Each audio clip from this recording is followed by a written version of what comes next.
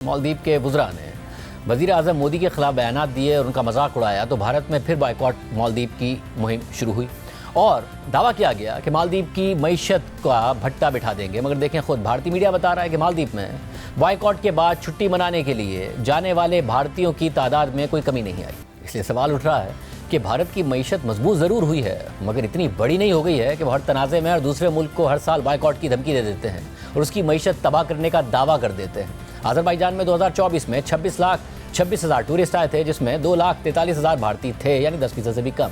और जाहिर है, भारतीय या किसी भी मुल्क के टूरिस्ट किसी भी मुल्क में छुट्टी मनाने उस मुल्क पर एहसान करने के लिए नहीं, बल्कि अपनी जेब और इस्तात के मुताबिक तफरी करने के लिए जाते हैं। यही वजह है कि हर साल भारत में ज़ोरों शोर से ये बॉयकॉट मुहिम चलाई जाती हैं, जो हर साल ही नाकाम हो जाती हैं। जबकि अब कांग्रेस अपने एक्स अकाउंट से बीजेपी और उसके हामियों का मजाक उड़ा रही है कि तुर्की की बात तो कर रहे हो मगर चीन के बॉयकॉट का नहीं कह रहे हो।